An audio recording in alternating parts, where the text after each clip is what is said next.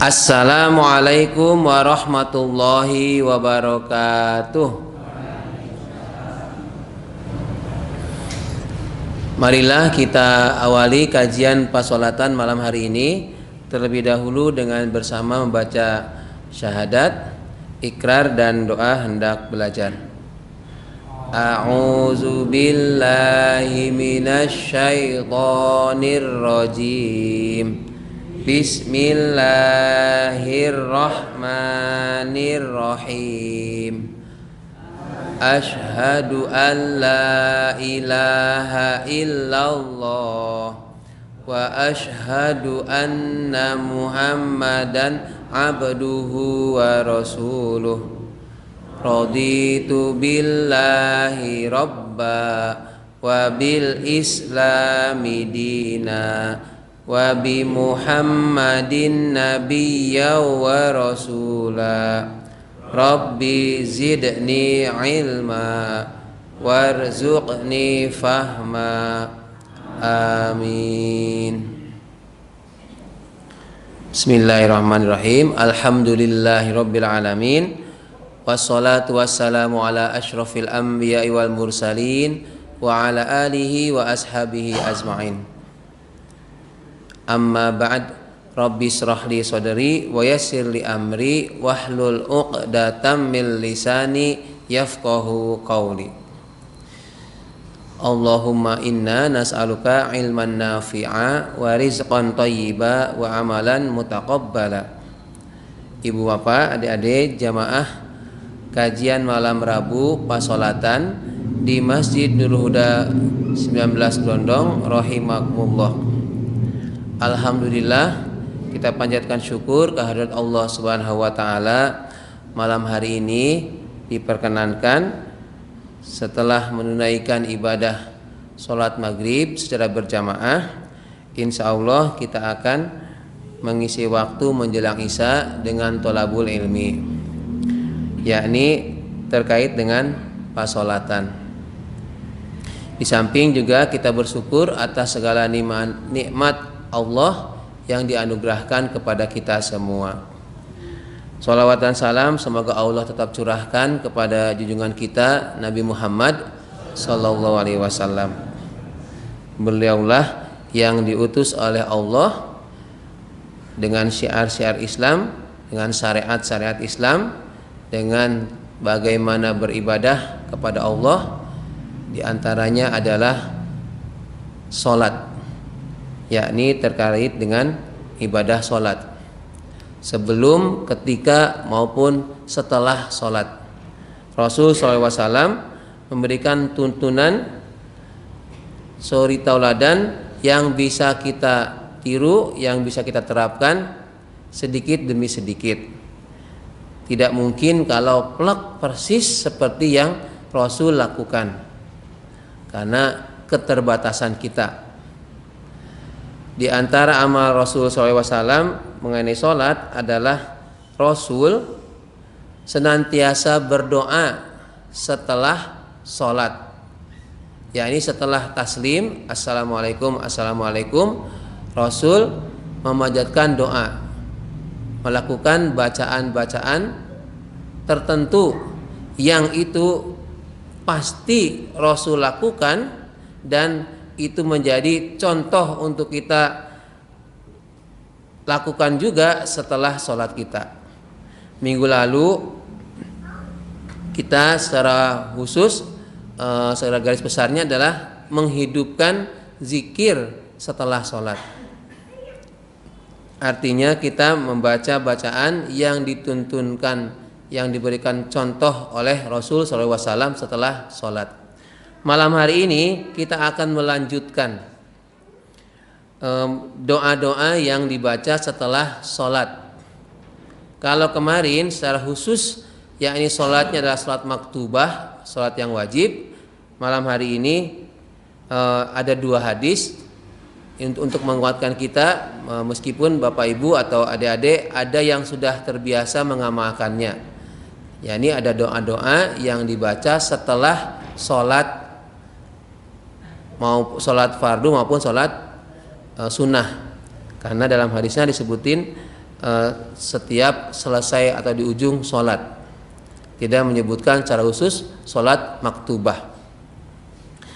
Tentu saja karena kita kaitannya dengan doa, ada adab-adab doa yang semestinya kita lakukan. Ya, di antaranya adalah misalnya dalam keadaan suci setelah sholat itu, kemudian menghadap kiblat dengan kesungguhan, dengan tawadu. Kita memuji Allah dulu, kita sanjung Allah dulu, lalu membaca sholawat, kemudian membaca doa. Ada yang versi panjang, ada versi singkat ya. Kenapa kok dicontohkan demikian? Karena setiap umat, setiap manusia, umat Islam itu berbeda kepentingan, berbeda keperluan setelah selesai sholat. Barangkali ada yang setelah sholat dia harus melanjutkan bisnisnya atau menyelesaikan urusan. Maka Rasul memberikan contoh-contoh yang singkat tetapi itu bisa dilakukan. Ada juga yang mungkin karena setelah sholat fardu itu ada banyak waktu luang, maka bisa juga mengamalkan bacaan atau doa-doa, zikir atau wiridan yang lain. Poinnya yang kemarin adalah setelah sholat kita tetap berzikir lalu bertebaran di muka bumi ini. Jadi jangan hanya mengandalkan zikir, wiridan terus, bar maghrib tekan isya wiridan terus. Yang di rumah kasihan kelaparan ya, belum makan, nggak diurusin misalnya, atau kompor gasnya mah habis, mau minum airnya habis, dibiarkan. Yang penting aku mengisi waktu maghrib sampai isya dengan ibadah. Justru ibadah itu misalnya belikan gas gitu ya, atau nyiapin untuk anaknya besok, itu juga ibadah. Jadi jangan sampai saklek, pokoknya bar maghrib tekan isya rasa diganggu gugat, arep wiridan, aku arep maca sholawat ping 1000. Ya silahkan, tapi itu ada yang lebih utama lagi, yakni membahagiakan suami atau istri dan keluarga ya, anak-anak. Hadikumullah, ada 2 hadis pada malam hari ini yang akan kita kupas. Mudah-mudahan dengan 2 hadis ini menambah kemantapan kita dalam berdoa setelah selesai sholat. Hadis yang pertama yakni dari Sa'ad bin Abi Waqqas radhiyallahu anhu. Ini perihal doa yang dibaca oleh yang ini dulu, yang pendek dulu ya. Bacaan tahlil kemudian doa. Ini riwayat Mughirah bin Syu'bah. Ini dulu ya. Jadi saya bacakan utuh dulu. An Mughirah bin Syu'bah radhiyallahu anhu qala kana Nabi sallallahu alaihi wasallam yaqulu fi duburi kulli salatin la ilaha illallah wahdahu la syarikalah lahul mulku wa lahul hamdu wa huwa ala kulli syai'in qadir Allahumma la mani'a lima a'taita wa la mu'tiya lima mana'ta wa la yanfa'u zal jaddi minkal jaddu. Dari Mughirah bin Syu'bah radhiyallahu anhu bahwa Rasulullah SAW itu berdoa, yaqulu di sini dimaknai berdoa fi duburi kulli sholatin, di ujung setiap sholat. Berarti boleh sholat fardu maupun sholat sunnah. Apa yang dibaca Rasul yakni la ilaha illallah wahdahu la syarikalah lahul mulku wa lahul hamdu wa huwa ala kulli syai'in qadir. Kemudian Allahumma la mani'a lima a'taita wa la mu'tiya lima mana'ta wa la yanfa'u dzal jaddi minkal jaddu. Kalau kita artikan yang doa yang tadi, ya Allah, tidak ada yang dapat mencegah apa yang Engkau berikan dan tidak ada yang dapat memberikan apa yang Engkau cegah. Tidaklah berguna kekayaan atau kedudukan seseorang untuk menyelamatkannya darimu. Ini hadis sahih riwayat Bukhari. Di Muslim pun meriwayatkannya. Jadi hadikumullah, kalau kemarin secara singkat kita bahas ya. Begitu salam, Rasul SAW itu membaca takbir 3 kali. Kemudian Allahumma antas salam wa minkas salam tabarakta ya dzal jalali wal ikram. Istighfar dulu ya, istighfar, kemudian baca yang Allahumma antas salam. Bukan takbir ya, istighfar. Baca istighfar 3 kali. Astagfirullah, astagfirullah, astagfirullah. Allahumma antas salam wa minkas salam tabarakta ya dzal jalali wal ikram. Itu satu hadis. Kemudian hadis berikutnya, Rasul pun membaca ayat kursi selepas sholat. Rasul pun membaca tasbih 33 kali, tahmid 33 kali, takbir 33 kali. Itu yang kemarin. Kemudian Rasul pun membaca Al-Ikhlas, Al-Falaq, An-Nas. Jadi bacaan-bacaan sebelum berdoa. Meskipun itu isinya doa, tapi bacaan-bacaan itu dibaca selesai sholat. Sama-sama fi duburis sholat ya. Tapi ada kata-kata maktubahnya. Nah, yang malam hari ini bahwa Rasul pun di samping membaca ayat bacaan tadi juga membaca tahlil yang saya tadi bacakan. La ilaha illallah wahdahu la syarikalah lahul mulku wa lahul hamdu wa huwa ala kulli syai'in qadir. Kemudian dilanjutkan dengan doa Allahumma la mani'a lima a'taita wa la mu'tiya lima mana'ta wa la yanfa'u dzal jaddi minkal jaddu. Mungkin akan jadi pertanyaannya, urutannya bagaimana? Nah, secara rinci urut-urutannya memang tidak Rasul contohkan. Misalnya setelah salam istighfar, kemudian Allahumma salam, kemudian baca ini yang tahlil ini, kemudian baca ayat kursi, kemudian baca tasbih, lalu membaca falak kulhu, falak binas.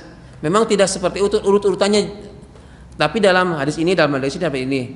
Lalu beberapa ulama membuat urut-urutannya, dicombine, digabung, diurutkan. Makanya ini ada amalan misalnya menurut ulama ini setelah istighfar, kemudian Allahumma salam, lalu la ilaha illallah dulu, kemudian ayat kursi. Ada yang kebalikan, ada yang membaca Al-Fatihah dulu, kemudian ayat kursi, baru falak Al-Ikhlas, falak binas, baru tasbih. Itu ada.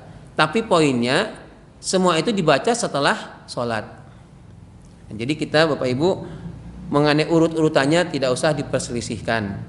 Ya, kadang-kadang ada orang yang membacanya istighfarnya lama, istighfarnya banyak maksud saya, bukan sekedar astagfirullah, tapi astagfirullahalazim, atau juga astagfirullahalazim wa atubu ilaih. Ada yang 3, ada yang 7, ada yang 10, baru Allahumma salam. Silahkan jenengan boleh mempraktikannya mana yang sekiranya itu pas untuk jenengan, mampu bacaannya, mampu waktunya juga cukup ya. Bahkan ada yang menyampaikan sekiranya keburu-buru, ini sekiranya ini karena sudah janjian atau karena ada keperluan yang sangat mendesak, sambil jalan pun setidaknya membaca istighfar. Begitu bangun assalamualaikum, lalu istighfarnya sambil jalan, baca Allahumma antas salam.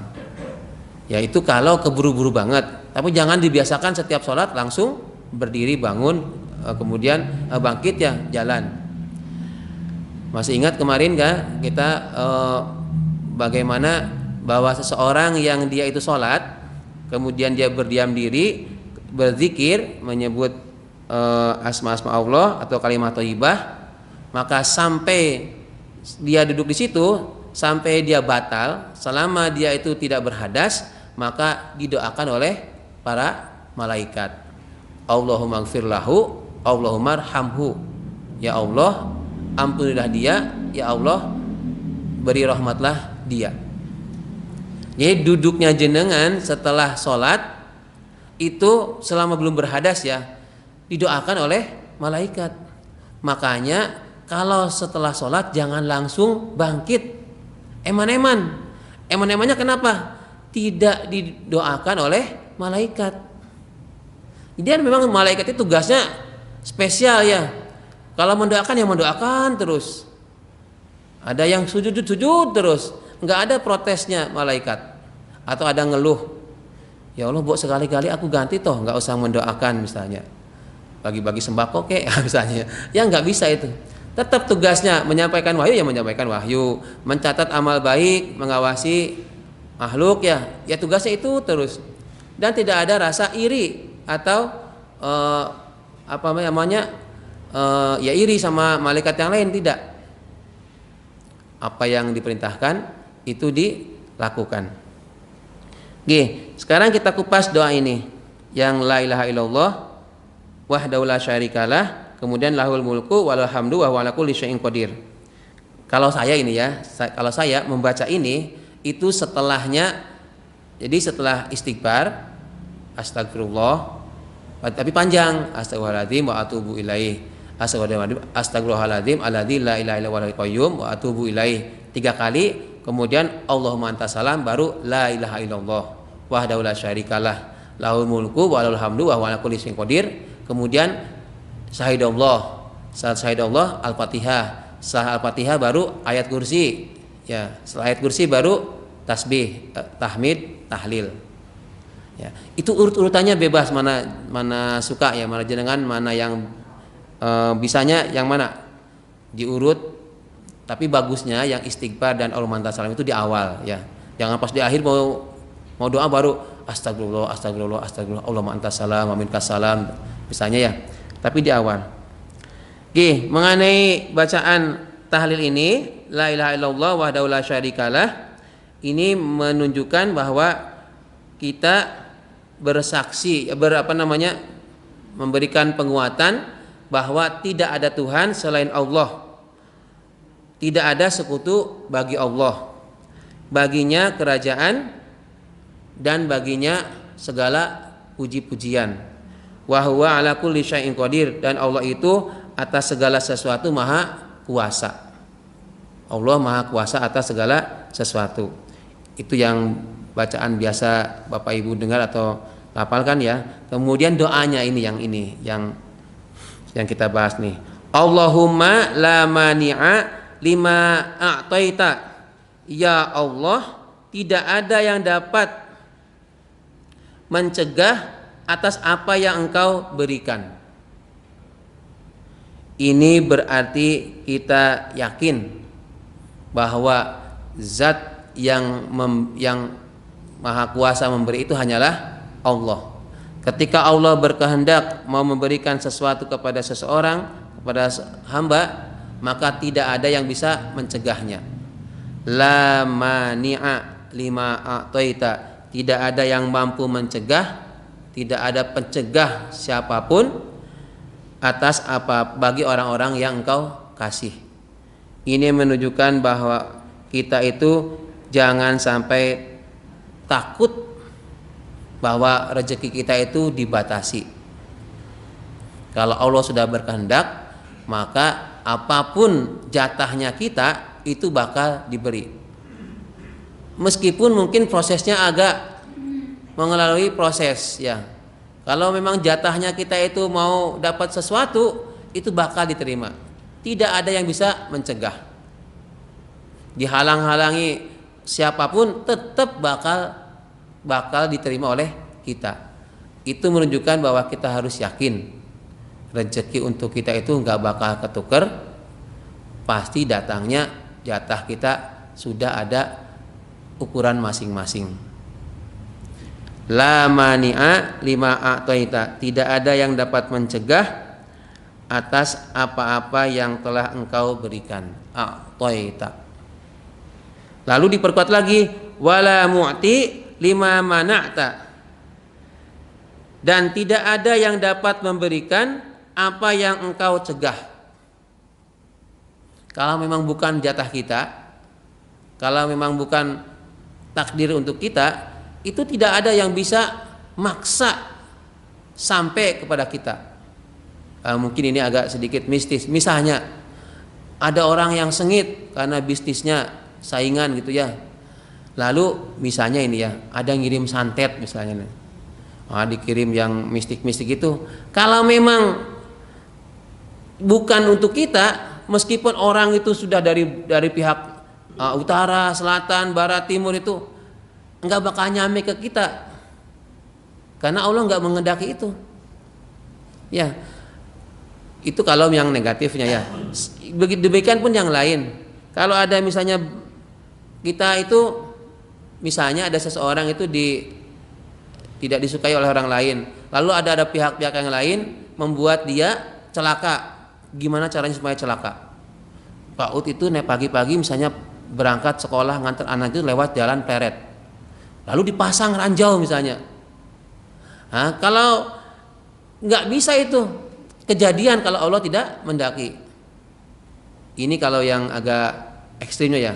Tapi kaitannya dengan rezeki, dengan hidayah untuk kita, meskipun orang itu mencegah, meskipun orang itu pengen banget, tetap kalau memang bukan jatah untuk kita ya nggak bakal.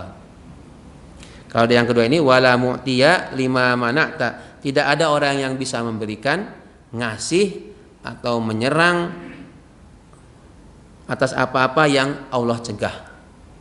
Kok kenapa kita bisa dicegah misalnya? Nah, kita ingat dalam hadisnya sholat subuh, kan barang siapa yang sholat subuh maka dia akan fi dhimmatihi, di orang itu akan ada dalam jaminan Allah, ya jaminan kesehatan, ya jaminan rezekinya, itu sudah dalam jaminan Allah. Jadi kalau ada orang, seandainya ada orang yang mau ngambil jatah kita, tetap akan ada lagi rezeki untuk kita.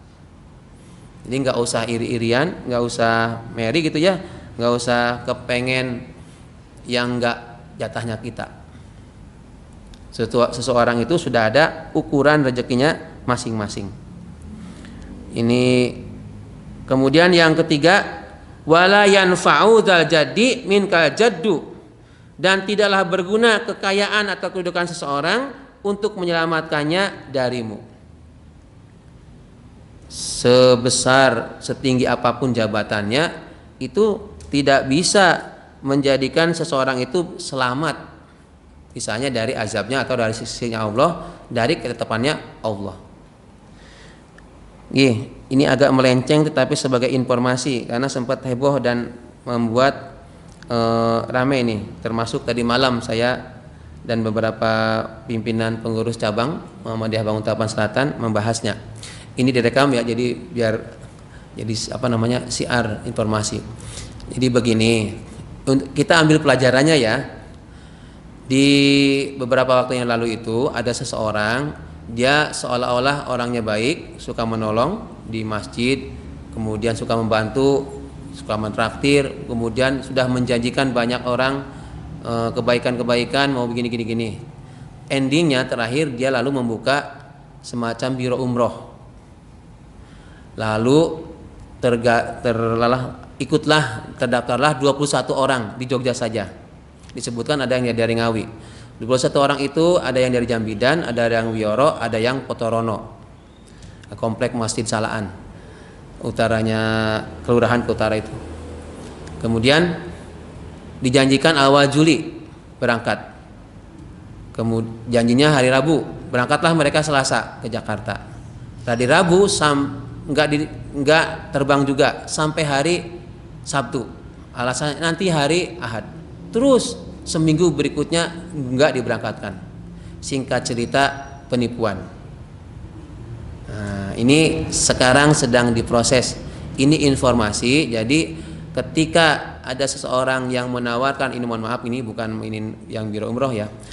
Kalau ada biro umroh itu belum bonafit, belum track recordnya bagaimana, jangan langsung percaya, apalagi diiming-imingi, dikabari. Misalnya kemarin kan teorinya itu Muharram, umroh Muharram, kan awal Juli itu kan Muharram ya, dengan biaya separohnya, jadi 16,7, karena kemarin perang jadi 18 juta per orang. Beberapa orang itu 21 orang yang sudah lapor, yang sudah terkumpul itu tertipu, sangat kecewa. Ternyata ini orang yang ngaku-ngaku yang kelihatan baik banget itu, dia juga diantaranya ya jamaah Masjid Ahmad Dahlan itu menyampaikan bahwa perusahaannya lelang mobil. Kalau misalnya lewat dia itu harganya bisa 100 juta. Lalu ditransferlah uang 100 juta itu. Karena yakin percaya dari tampaknya itu nggak ada wajah-wajah penipu. Wes pokoknya katanya soleh gitu loh. Ternyata sampai sekarang pun demikian. Bukan hanya umroh yang fiktif itu, ternyata dia janji untuk lelang juga bohong. Kemudian bikin perusahaan pengolahan kacang yang di Kulon Progo seolah-olah membabat alas gitu yang mau bikin pabrik, itu pun bermasalah. Nah, ini pelajarannya. Jadi kalau kita ambil hikmahnya, jadi saya harus secara personal maupun secara kelembagaan ya, persyarikatan, kita ambil hikmahnya. Jangan sampai terlalu percaya kepada seseorang yang kelihatannya bagus, kelihatannya baik, kayak ustadz banget. Dia orang ini sudah diberikan oleh pihak PCM ya pekerjaan ngajar di TPA di Piungan sana. Kemudian pokoknya di pekerjaan lah. Ternyata apa? Ujung-ujungnya menipu. Luar biasa. Jadi ada yang terdetek itu sampai 310 juta ya. Itu yang jelas dari umroh itu. Kemudian 100 juta yang dari yang lelang. Kemudian perusahaan beli tanah, bikin pabrik dan lain-lain fiktif itu di Kulon Progo. Pokoknya banyak ya. Ini orang yang lapor yang kepincut itu kebanyakan ekonomi menengah. Mau lapor polisi ya mau, tapi mereka khawatir malah tambah rugi. Nah, ini mau difasilitasi oleh dari cabang kaitannya dengan advokasi ya, ada advokat. Gimana caranya supaya menyelesaikan ini? Setidaknya pelaku itu bisa ditangkap. Nah, ini katanya sih sudah nanti hari Rabu besok itu ada rembukan. Jadi difasilitasi oleh ponaannya Pak Busro Muqaddas. Tahu Pak Busro Muqaddas? Ketua KPK dulu ya, rumah. Ya tengah dengan. Di Sorogenen ya, di Masjid Al-Musir. Anasir tinggalnya di situ di Sakinah, tapi sekarang kembali ke Jakarta. Dihubungi kemarin ya, tadi malam dipastikan. Ini poinnya apa? Hati-hati dengan iming-iming misalnya umroh yang murah, kemudian tampilannya kayak Eko Ustadz, ternyata itu penipu ulung. Dilacak jejak digital sejak tahun 2012 dan luar biasanya lah dengan istrinya. Jadi suami istri ini memang sudah jadi sindikat.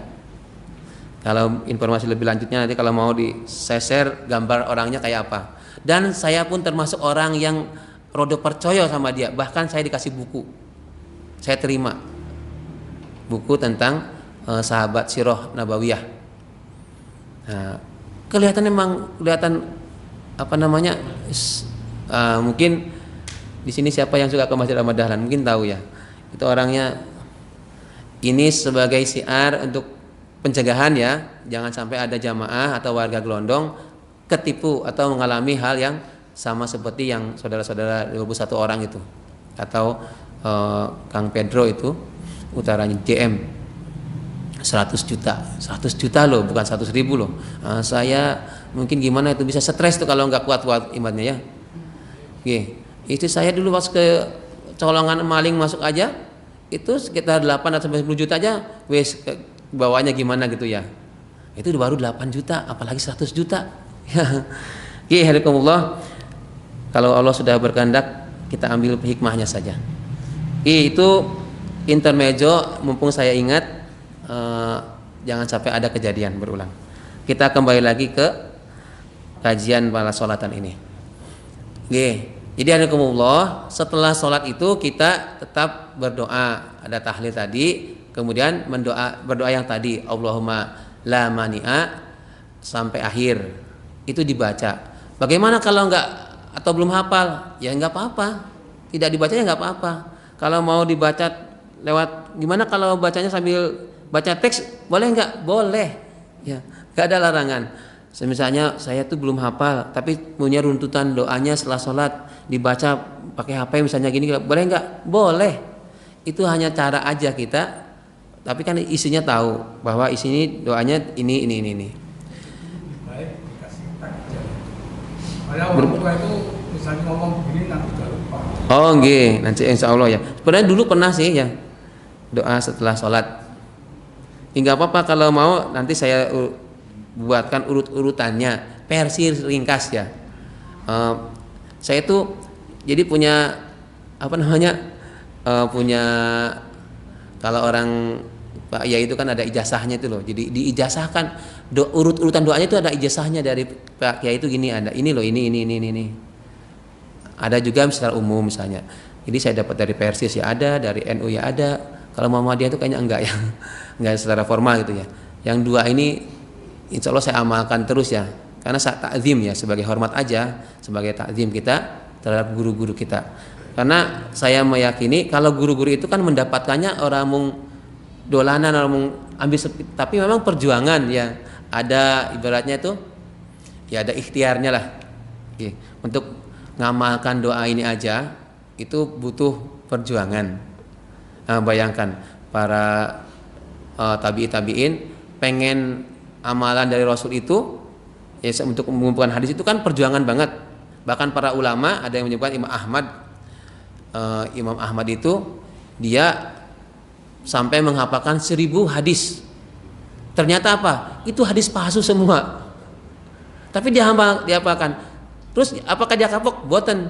Malah dia ngajarin anaknya, kamu hafalkan hadis-hadis ini. Anaknya percaya, maksudnya manut. Lalu setelah selesai, tahu nggak? Ini yang kamu hafalkan itu adalah hadis-hadis doif. Hadis-hadis doif. Apakah menjawab? Tidak. Terus bagaimana yang sahihnya? Nah, kamu tahu yang doif, maka sekarang cari yang sahihnya. Nah, kita kan enak, apa-apa tinggal di sini misalnya ya. Dipakai HP tanya bah Google misalnya gini. Tidak ada perjuangannya dalam memperoleh satu ilmu. Bersyukurlah jenengan kita semua itu sudah ada fasilitas, tahu itu nggak usah dedak belajar. Misalkan kayak kemarin Pak Dawam ya pas Jumat apa kapan itu ada alalan tanalal ilma illa bisitatin. Lagunya agak sedikit berbeda mungkin ya dengan Monokromo dengan antara Cirebonan ya. Tapi mirip intinya dengan ada turut zaman, panjangnya waktu ya. Mondok itu ya 1 tahun mondoknya itu namanya pesantren kilat ya. Ya 3 tahun, 6 tahun. Ya bersyukur jenengan asal hadir ba'da maghrib, malam Selasa ada tafsir. Malam Rebo ada ini pesolatan, malam Kemisnya ada ya bapak-bapak, malam Jumatnya ada terus semua tuh, ada ibu-ibu, malam Sabtu kalau mau hiburan kan ada hadroh ya, malam Jumat malam Sabtunya kumpulan bapak-bapak ini ya keluarga itu yang wagi atau malam Jumat apa gitu ya. Ya ada semua itu, jadi nggak usah sampai dedak reposo banget. Oke. Ya, lalu yang hadis yang kedua yang terkait dengan doa itu adalah, nah ini benteng kita. An Mughirah bin Syu'bah radhiyallahu anhu qala kana Nabi sallallahu alaihi wasallam yaqulu fi duburi kulli shalah. Bukan yang Mughirah, yang sekarang dari Sa'id bin Waqqas radhiyallahu anhu anna Rasulullah sallallahu alaihi wasallam kana yata'awwadzu bihinna dubura kulli shalatin. Rasulullah sallallahu alaihi wasallam itu senantiasa memohon perlindungan di akhir salatnya. Ya ini apa? Memohon perlindungan yang ini. Allahumma inni a'udzubika minal bukhl wa a'udzubika minal jubn wa a'udzubika an uradda ila adalil umuri wa a'udzubika min fitnatid dunya wa a'udzubika min azabil qabri. Ya Allah, sesungguhnya aku berlindung kepadamu dari sifat kikir. Aku berlindung kepadamu dari sifat pengecut. Aku berlindung kepadamu agar tidak dikembalikan kepada umur yang paling hina, yakni masa tua yang lemah. Aku berlindung kepadamu dari fitnah dunia dan aku berlindung kepadamu dari azab kubur. Ini hadis sahih Bukhari. Nah, 2 hadis ini memang saya kutip langsung dari Bukhari ya. Untuk menguatkan, di samping kalau hadis-hadis riwayat Abu Dawud itu kan kadang ada yang doif-doifnya ya. Sudah selesai belum? Belum ya. Oke. Ini ada 5 yang kita minta kepada Allah perlindungan. Yang pertama bakhil. Yang kedua kita itu butuh keberanian untuk melakukan kebaikan, ya. Kemudian kita itu berlindung supaya dari arjalul umur, kondisi usia lanjut atau tua yang menyebabkan seseorang itu kembali lemah. Lalu yang ketiga kita mohon perlindungan dari fitnah dunia, dan yang keempat, yang terakhir kita mengingatkan bahwa agar dibebaskan atau dilindungi dari azab kubur. Ini semuanya luar biasa ya. Jadi bakhil, pengecut, lemah usia, fitnah dunia, azab kubur. Kita baca itu setelah sholat. Urung hafal ya dihafalkan. Kalau gak bisa ya dibaca teksnya. Ya kalau belum bisa ya baca teksnya. Juga bisa bahasa yang Arab, ya Latinnya ya. Kalau nggak bisa Latinnya, minta dibacakan berulang-ulang. Nanti insya Allah hafal. Jadi jangan sampai hati kita itu rusak karena bakhil. Jangan sampai jiwa kita itu lemah karena menjadi seorang pengecut. Jangan sampai umur panjang tapi kehilangan keberkahan hidup. Jangan sampai dunia dan isinya menipu kita. Dan yang terakhir, jangan sampai kita itu kembali kepada Allah tapi tanpa bekal. Masuk peralihan dari dunia ke akhirat, yakni alam kubur dulu. Di alam kubur dulu itu kita sudah didis, ibaratnya sudah nggak layak ini masuk surga, kan repot. Makanya kita gimana caranya memanfaatkan hidup ini. Termasuk di antara doa ini adalah membentengi diri kita supaya dari alam kubur berbebas. Berarti kan Allah akan berikan kesempatan kita beribadah maksimal mungkin. Itu aja ya. Nah, cukup. Nanti kalau ada yang mau teksnya nanti saya ketik ulang biar agak rapih ya. Ini soalnya Arab-Araban gitu ya. Saya kira gitu. Ada pertanyaan? Atau cukup? Ya. Pripun? Jarang mendengar itu rasanya aneh. Oh iya betul. Kalau jarang mendengar rasanya aneh. Betul ya. Makanya saya perkenalkan. Karena saya pun tidak semuanya saya amalkan. Ya. Ya, kecuali kalau Belanda bilang ya, kalau pas ada masalah doa-doa itu semuanya dibaca. Karena butuh Allah. Jadi semuanya kita itu biasanya ibaratnya nyogok Allah. Tapi kalau ada orang yang nggak ada masalah, jarang ke masjid. Wah, ini memang cocoknya dia harus banyak masalah ben selegap neng masjid ya. Begitu nggak ada masalah pamitan ke masjid ya. Nggih, moga Bu. Kalau maghrib sama baris itu ada tambahan Allah Maha Pengampun. Nggih. Nggih. Ya, dulu juga pernah disampaikan Pak Dawam ya di sini. Allahumma ajirni minan nar itu ada yang menyebutkan statusnya ya, status hadisnya itu kurang kuat. Tapi kalau mengamalkan silahkan, kan itu kan doa. Jadi begitu salat subuh, baca Allahumma ajirni minan nar 7 kali. Jadi sebelum berkata apa-apa. Kemudian habis maghrib pun demikian. Ya, kalau mengamalkan itu boleh nggak? Boleh ya. Itu kan isinya doa. Allahumma ya Allah ajirni, bebaskan kami minan nar, dari api neraka.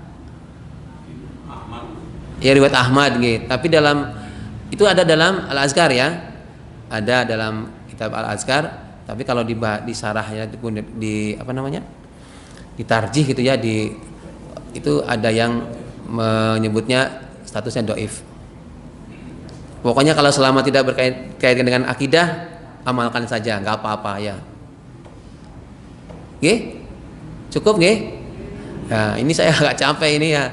Agak gimana ini? Badannya agak greges gini. Mari kita akhiri dengan bersama-sama membaca doa kafaratul majelis. A'udzubillahi minasyaitonirrajim. Bismillahirrahmanirrahim. Subhanakallahumma wa bihamdika asyhadu an la ilaha illa anta astaghfiruka wa atubu ilaik. Alhamdulillahirabbil alamin. Assalamualaikum warahmatullahi wabarakatuh.